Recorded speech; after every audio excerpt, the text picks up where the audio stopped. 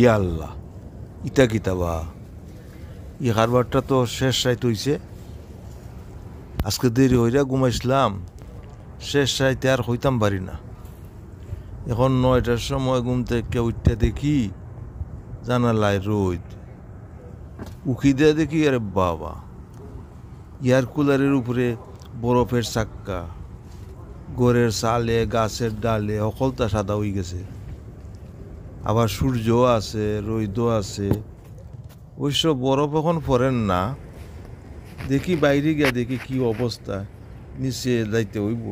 সর্বনাশ, সূর্যও আছে, সূর্য এই যে সূর্য, হ্যাঁ হইতাম হইতে পারি না। বরফ জইছে, বরফ তো হইবার কথা আছিল, কিন্তু বিকালে তো এতটা দেখি নাই।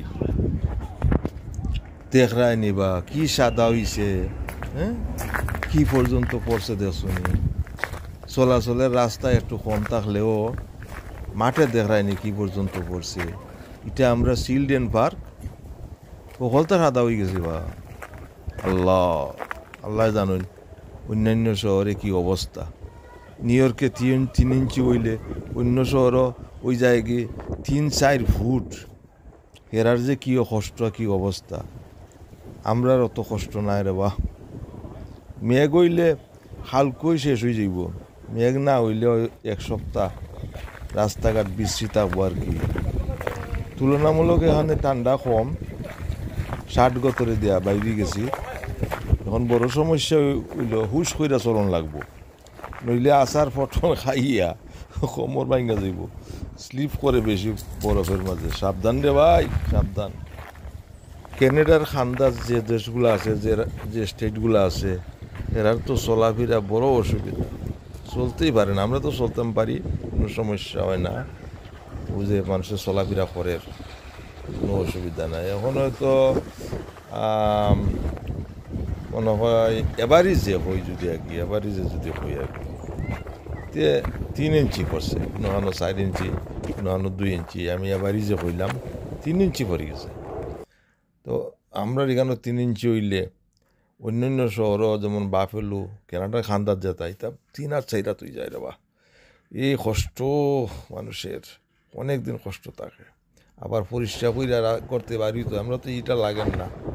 আমরা হয়তো আমি বাইরে গেলাম গিয়া, ফট করে বাইরে গেছি গিয়া, এখন আবার ঘরের ভিতরে যাই মুগি, তখন সাবধানে চলন লাগে আর কি, স্লিপ কাটে, সাবধানে চলন লাগে। বরফের মাঝে বাইরে হইলাম, হালকা কাপড়ে ঠান্ডা লাগে যাই। ঘরের ভিতরে ঢুকি গেলে অত ঠান্ডা নাই, এখন ঢুকি যাইমু ঘরের ভিতরে ইনশাল্লাহ।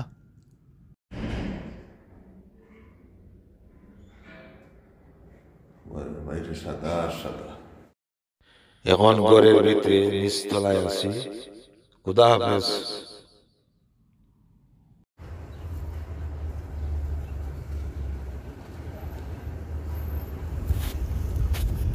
তাকি তো 5 তলায়, 5 তলার উপর থেকে জানালা ওই যেমন দেখা যায় আর কি।